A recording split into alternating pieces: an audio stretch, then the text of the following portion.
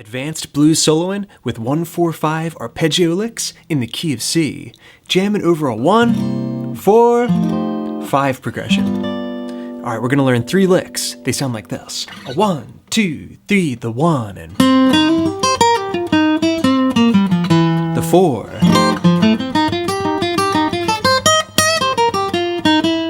and the 5, the 4, and the 1.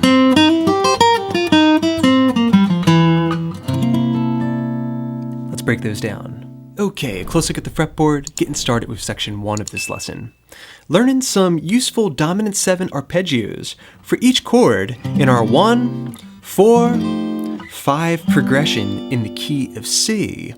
The goal here is to break out of that typical minor pentatonic box that a lot of you might be stuck in. So that way you can find some more expressive notes and color in your licks with those major tonalities.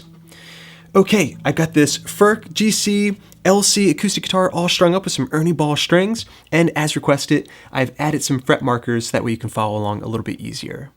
Okay, getting started with our first arpeggio, a C dominant 7 arpeggio. Looks and sounds like this.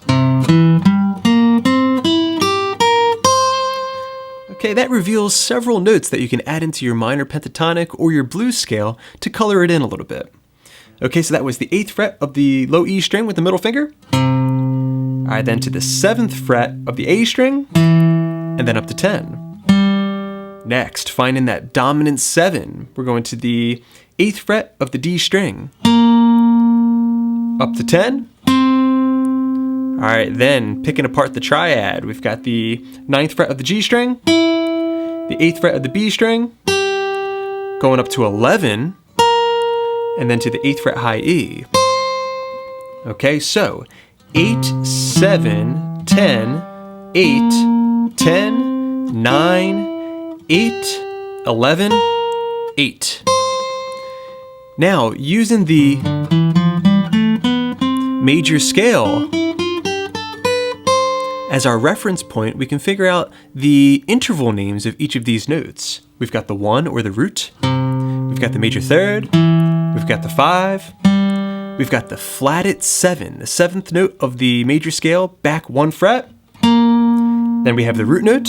All right, next we have the major third again. Then we're back to the 5th interval, the dominant 7 once again, and back to the root or the 1. Okay, so root 3, 5, Dom 7, root 3, 5, Dom 7, root. Okay, now if you're jamming over top of someone strumming that C7 for you, or perhaps shuffling it, and you're just sticking to the minor pentatonic scale, you might find your licks turn out a little bit bland. They're still fun, but then you start adding in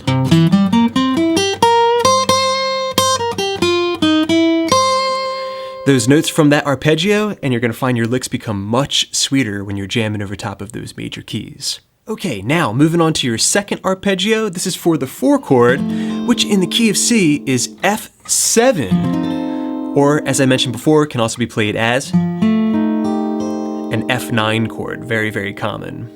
Okay, for this chord we're gonna play. Okay, there's your F7 arpeggio. 8th fret of the A string, 7th fret of the D, stretching up to 10, finding the dominant 7 now, the 8th fret of the G string. All right, then we're gonna play 10 on the G, 10 on the B, I like to use the same finger, then to the 8th fret high E string, and finally to the 11th fret of the high E string. Okay, so 8, 7, 10, 8, 10, 10, 8, 11. Those are your fret numbers. Okay, looking at the intervals, we've got the 1, the major third, the 5, the flat or dominant 7, the 1 again, the major third, the 5, and the dominant 7. Okay, that arpeggio once more.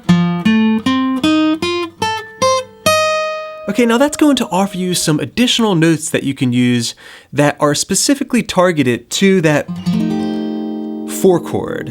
Okay, so I can still play the minor blues scale in C over top of that 4 chord, but now I have some notes that are a little bit more specific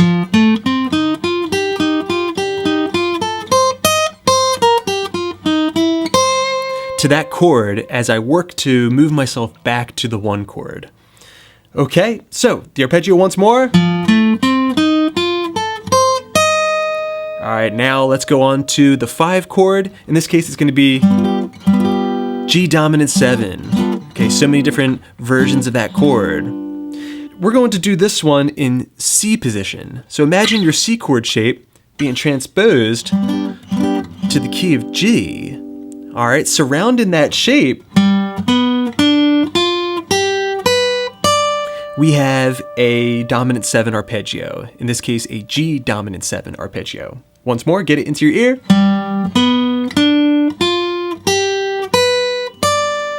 Okay, so that was the 10th fret of the A string, the 9th fret of the D, the 7th fret G, the 10th fret of the G string, and then we're going to the 8th fret B, 7th fret high E, and then up to the 10th fret of the same string. You put that together and we have given us the intervals, the 1, the major third, the 5, the dominant 7 with the pinky, the 1 again, the major third, and the 5. Okay, now you have 3 dominant 7 arpeggios for your 1-4-5 progression in C to practice. We've got the C dominant 7 arpeggio. We've got the F dominant 7 arpeggio. And we have the G dominant 7 arpeggio for the 5 chord. Okay, now we're going to use those arpeggios to fill in our pentatonic scale or our blues scale and give it a little bit more of that major flavor. And the result is going to be 3 very useful licks. Once again, they sound like this. Getting started over the 1 chord real slow. 1, 2, 3, 4, and 1. The 4 chord.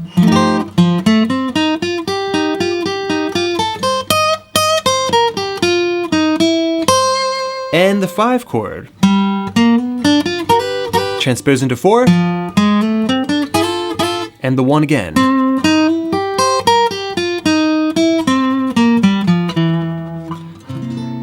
All right. So getting started with that first lick over the C7 chord.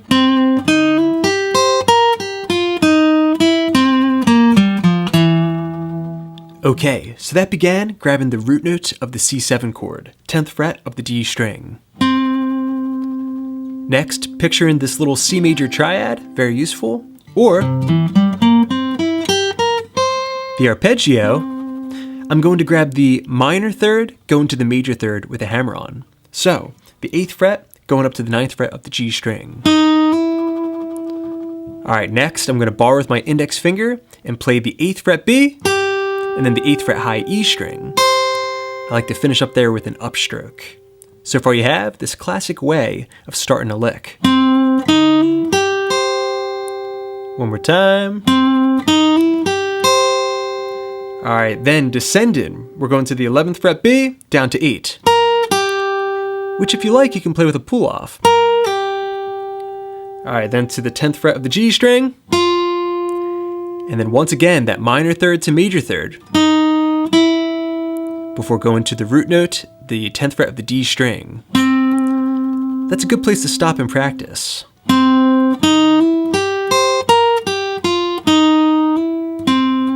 Alright, from there, we're just going to descend down.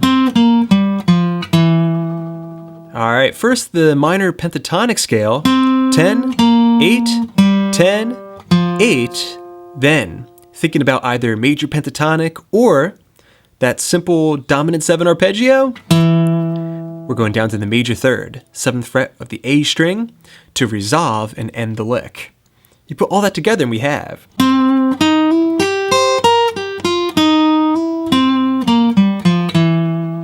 One more time, real slow, practice along with me.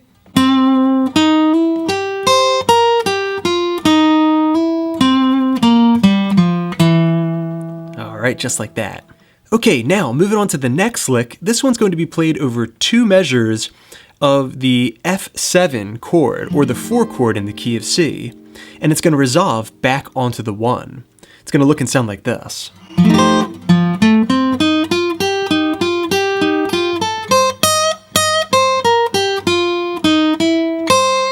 Okay, and you can hear that resolve going back to the C chord.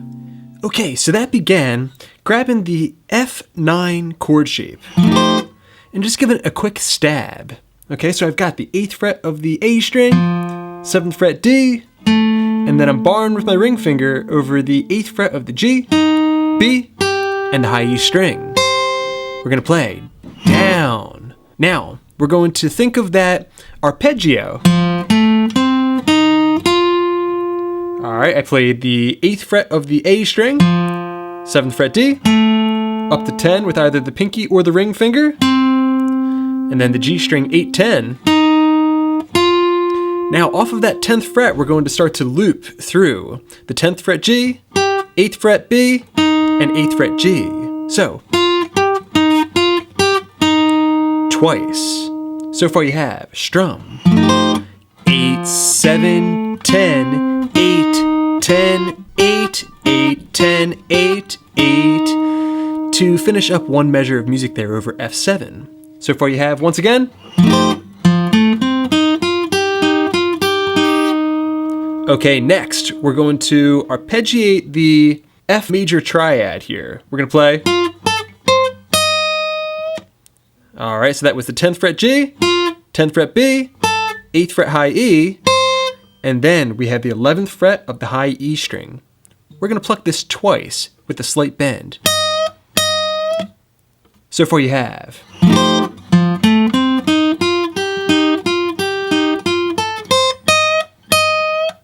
All right, next we're descending down the scale, 8 on the high E, 11 on the B, down to 8, and then the 10th fret G string. Now we're coming to the end of this measure and we need to start thinking, okay, how can I get back to the 1 chord, accommodate that C7 chord that's coming in?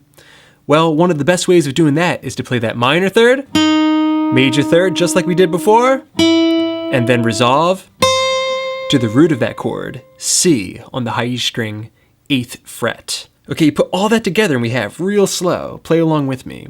1, 2, 3, 4, and 1.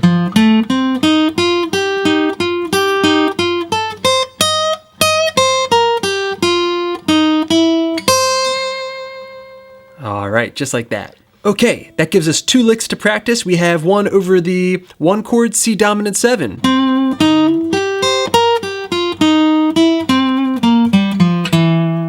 Okay, and we have another to practice over the 4 chord, 2 measures of F7 going back to C.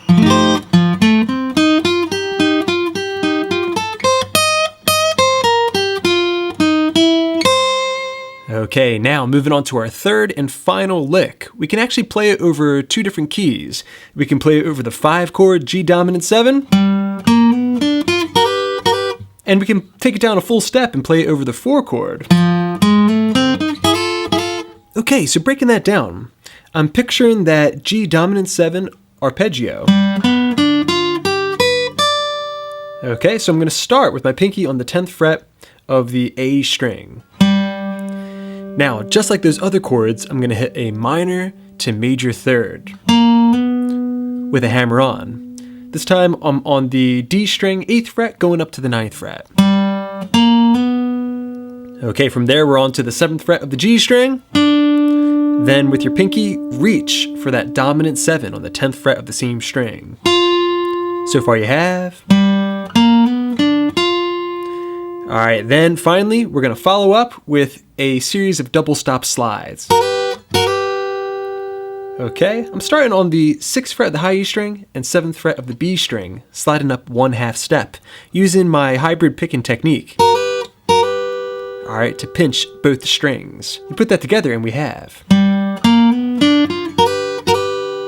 Okay, that's perfect for being able to play over top of that one measure of the 5 chord that we have in a typical 12 bar. You take it down one full step and you have the exact lick for F dominant 7. Okay, and then as I did in my demonstration, returning back to the 1 chord C dominant 7, you can just play that same exact lick that we had before.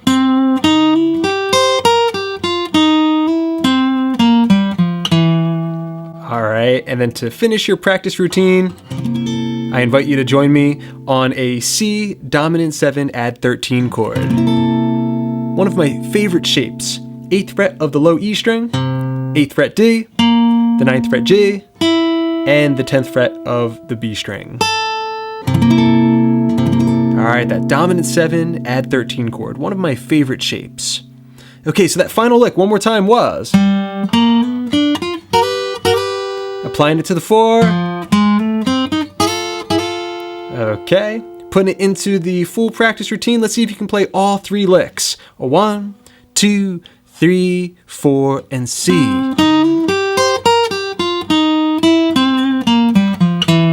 And then the 4.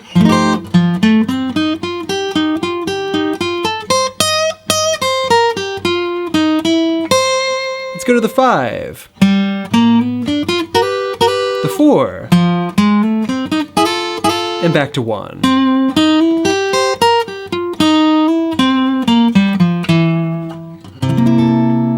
Alright, just like that. Congrats everybody. You're ready to practice and add these licks into your repertoire.